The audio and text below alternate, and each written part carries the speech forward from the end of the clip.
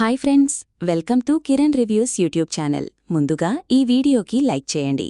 పద్మమ్మ సింహాద్రి మాటల ద్వారా నిజం తెలుసుకొని ఆనంది ఆదిత్యాను ఒకటి చేసి జీవన ఇందుమతికి ఊహించని షాకిచ్చిన అలేఖ్య. ఈ వీడియో గనక నచ్చినట్టయితే తప్పకుండా ఒక లైక్ చేయండి. మీరిచ్చే ఒక చిన్న లైక్ మా ఛానల్కి ఎంతో సపోర్ట్ని ఇస్తుంది. ఇక పద్మమ్మకైతే స్పృహ వచ్చింది అనడంతో ఆనంది ఆదిత్య ఎంతగానో సంతోషపడిపోతూ ఉంటారు. అప్పుడే డాక్టరైతే చెప్తూ ఉంటుంది, మీరు కంగారు పడవలసిన అవసరం లేదు. ఆవిడ పూర్తిస్థాయిలో కోమాలోకి వెళ్ళిపోయింది అనుకున్నాము. కాని ఇదంతా ఒక మిరాకిల్లా జరిగింది. ఆవిడ కోమాలోంచి బయటికి వచ్చింది. ఏ క్షణమైనా మీతో మాట్లాడే అవకాశం ఉంది అంటూ డాక్టరైతే చెప్పంగానే ఆ మాటకి ఇక పద్మమ్మ, జీవన ఇద్దరూ కూడా చాలా కంగారు పడిపోతూ ఉంటారు. ఇంతలో అప్పుడే ఇక సింహాద్రి అయితే వస్తాడు. ఏమైంది నా పద్దాలకి, ఏం జరిగింది అంటూ సింహాద్రి బాధపడుతూ ఉండంగా అప్పుడే శ్రీను అయితే, మామా, అత్తకి ఇలా జరుగుతుందని అసలు అనుకోలేదు మామా. సందకాడ చాలా ఖుషీగా మాట్లాడింది. నీతో ఏదో ముచ్చట చెప్పాలని కూడా చెప్పింది. కాని ఇంతలోనే ఇలా అవుతుందని అసలు అనుకోలేదు మామా. నన్ను క్షమించు. నువ్వు నాకు ఒక్కరోజు అత్త బాధ్యత అప్పగించి వెళ్లావు. ఈ ఒక్కరోజు కూడా నేను చూసుకోలేకపోయాను. నన్ను క్షమించు మామా అంటూ శ్రీను అయితే చెప్తూ ఉండంగా, అరే సీనిగే, నువ్వెందుకు క్షమాపణ చెప్పడం? తప్పంతా నాదే. పద్దాలు ఎంత చెప్తున్నా వినిపించుకోకుండా దానిని వదిలిపెట్టి వెళ్లాను. దాన్ని వదిలిపెట్టి వెళ్లినందుకే దానికి పరిస్థితి వచ్చింది. తప్పంతా నాదే. ముందు రోజు నాకేదో చెప్పాలని ఫోన్ కూడా చేసింది. సిగ్నల్స్ లేవని నేనే పట్టించుకోకుండా అదే నార్మల్గానే ఫోన్ చేసి ఉంటుందిలే అనుకున్నాను. ఈ లోపలో ఇలా జరుగుతుందని అసలు అనుకోలేదురా అంటూ ఇక సింహాద్రి బాధపడుతూ ఉంటాడు. ఇంతలో ఇక ఆనంది ఆదిత్య ఇద్దరూ కూడా సింహాద్రిని ఓదారుస్తూ ఉంటారు. నాయనా, నువ్వు బాధపడకు. అమ్మకి ఏమీ కాలేదు. అమ్మ నార్మల్ అయిపోతుంది. మరికొద్దిసేపట్లో తను మాట్లాడగలుగుతుందని డాక్టర్ ఇప్పుడే చెప్పారు. నువ్విలా ఏడుస్తూ ఉంటే అమ్మ తట్టుకోలేదు నాయనా అంటూ ఆనంది అయితే చెప్తూ ఉంటుంది.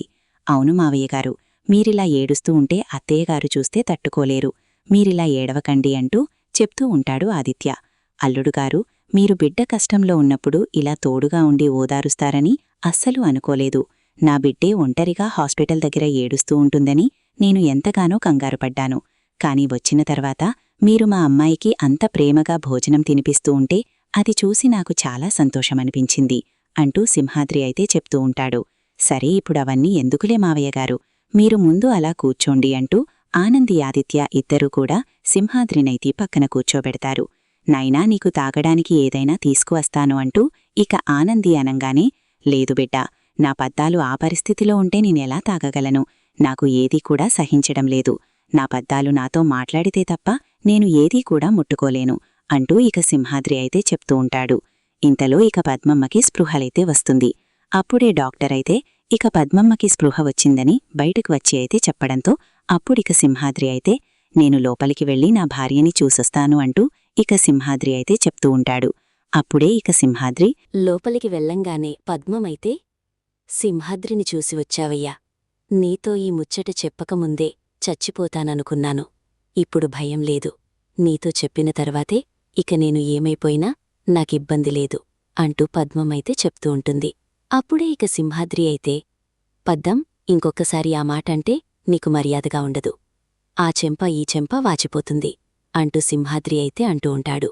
అది కాదయ్యా, మన బిడ్డ ముచ్చట చెప్పడానికి నేను నీకు ఫోన్ చేశాను. ఈ ముచ్చట ఎవరి దగ్గర బయటపడకుండా ఉండాలని నన్ను ఆ ఇందమ్మ చంపేయాలని చూసింది. నాకీరోజు ఈ పరిస్థితి రావడానికి కారణం ఆ ఇందమ్మే అంటూ ఇక చెప్పంగానే ఆ మాటకి సింహాద్రి ఒక్కసారిగా షాకవుతాడు.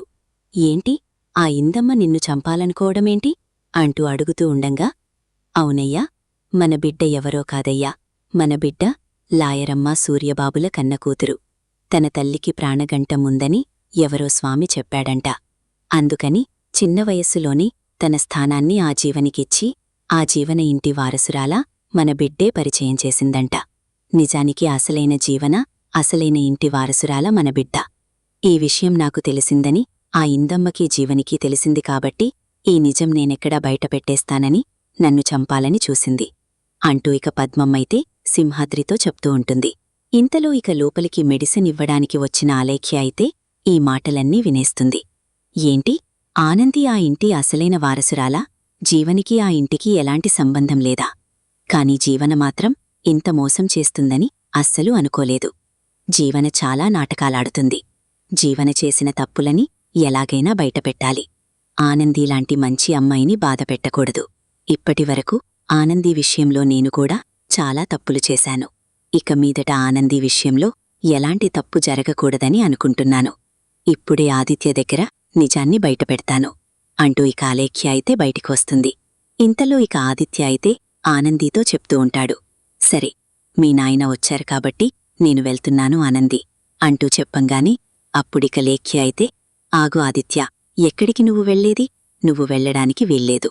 నువ్వంటూ వెళ్తే ఆనందీని నీతోపాటు తీసుకునే వెళ్ళాలి అంటూ అలేఖ్య అంటూ ఉండంగా, ఏం మాట్లాడుతున్నావాలేఖ్య అంటూ ఆదిత్య అయితే అడుగుతూ ఉంటాడు.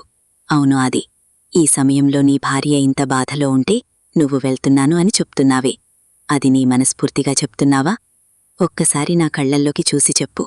నీ మనస్ఫూర్తిగానే నీ భార్యని వదులుకోవాలి అనుకుంటున్నావా అంటూ అడుగుతూ ఉండంగా ఆదిత్య అయితే ఏమీ మాట్లాడలేక మౌనంగా అయితే ఉండిపోతాడు. నేను చెప్పేదే ఒక్కసారి విను. ఆనంది ఏ తప్పు చేయలేదు. తప్పు చేసిందంతా జీవన. ఆ ఇందుమతిగారే శ్రీతన్ పెళ్లి జరిగేలా చేసింది. మీడియా వాళ్లకి ఫోన్ కాల్ చేసింది. ఇవన్నీ కూడా వాళ్ళిద్దరూ తోడు దొంగల్లా కలిసే చేశారు. ఆనందీకి ఈ పెళ్లి విషయంలో ఎలాంటి సంబంధం లేదు. ఈ విషయం నాకు తెలిసి కూడా ఇప్పుడెందుకు బయటపెడుతున్నాను, ఇన్ని రోజులు ఎందుకు బయటపెట్టలేదు అని అనుమానం కూడా నీకు రావచ్చు. ఇప్పటివరకు ఆనందీ మంచితనం తెలుసుకోలేక గుడ్డిదాలా ప్రవర్తించాను. ఆనందే అసలైన జీవన, అసలైన జ్యోతి సూర్యుల కన్న కూతురు అని నిజం తెలిసిన తర్వాత, ఆనందీ ఎంత గొప్పదో అర్థమైన తర్వాత, ఇలాంటి దేవతలాంటి అమ్మాయిని బాధపెడితే నేనెప్పటికీ కూడా నా పాపాన్ని సరిచేసుకోలేను అన్న భయంతో నీ దగ్గర నిజాన్ని పెడుతున్నాను. ఆనంది ఏ తప్పూ చెయ్యలేదు అంటూ ఇక నిజాన్ని బయటపెట్టి ఆనంది ఆదిత్య ఇద్దర్నీ కూడా ఒకటి చేస్తుంది అలేఖ్య. అప్పుడే నిజం తెలుసుకున్న ఆదిత్య అయితే ఆనందికి క్షమాపణ చెప్తాడు. ఇన్ని రోజులు నిజనిజాలు తెలుసుకోకుండా చాలా పెద్ద పొరపాటు చేశాను. నువ్వు ఆ ఇంటి వారసురాలివి అన్న ఒకే ఒక్క కారణంతో గుడ్డిగా నమ్మేశాను.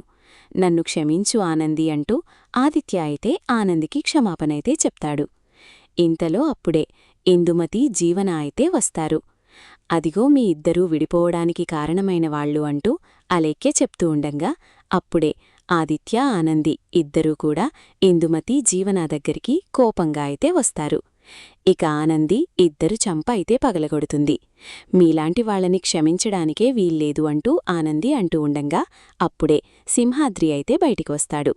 అవును బిడ్డ, ఇలాంటి వాళ్ళని క్షమించడానికి వీల్లేదు. మీ అమ్మని ఈ నిజం బయటపడకుండానే చంపాలని చూశారు. నువ్వు ఆ ఇంటి వారసురాలివన్న విషయాన్ని బయటపడితే ఎక్కడ ఈ జీవన జీవితం నాశనమైపోతుందని ఇలా ప్లాన్ చేశారు అంటూ సింహాద్రి కూడా చెప్పంగానే అప్పుడే ఆనంది అయితే ఇక వాళ్ళిద్దరినీ అరెస్ట్ చేయించాలని నిర్ణయించుకుంటుంది. ఈ వీడియో గనుక నచ్చితే తప్పకుండా ఒక్క లైక్ చెయ్యండి.